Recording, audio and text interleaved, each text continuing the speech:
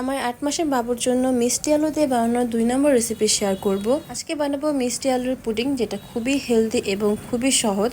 তো আমার এখানে লাগবে মিষ্টি আলু, একটা ডিম এবং পুডিং মোল্ড। আমি প্রথমে মিষ্টি আলু কেটে সিদ্ধ করতে দিয়েছি, আপনারা চাইলে স্টেমও করতে পারেন। সিদ্ধ হয়ে গেলে কাঁটা চামচ দিয়ে আমি ভালোভাবে ম্যাশ করে নিব এবং পুডিং মোল্ডে একটু বাটার মেখে নিব, যাতে পুডিংটা ঢালার সময় একটু ভেঙে না যায়। এরপরে মিষ্টি আলুর সাথে ডিমটাকে আমি ভালোভাবে মিক্স করে নিব। এটা ব্লেন্ড করার কোনো দরকার নেই, একটু সময় নিয়ে করলে খুব সুন্দর একটা ব্যাটার তৈরি হয়। তারপর আমি এই মোল্ডের মধ্যে দিয়ে দিব, বাস আর কিছু করতে হয় না। আমি আমার মেয়ের জন্য বানাবো, তাই আমার মেয়েটাতে একটু দুধ অ্যাড করবো, যেহেতু ওর 2 বছর। এটা 8 মাস থেকে যে কোনো বয়সী বাচ্চাদেরকে দেওয়া যাবে, 2 বছরের বেশি হলে আপনারা দুধ অ্যাড করতে পারেন। এবার আমি এটাকে ভালোভাবে টাইট করে ঢেকে দিব। থেকে একটা পাত্রে চুলায় পানি গরম হতে দিয়েছি, ওইটার উপরে আমি একটা টাওয়াল দিয়ে এবার মোল্ড দুইটা রেখে দিব। এটা কুক হতে 10 থেকে 20 মিনিট সময় লাগবে।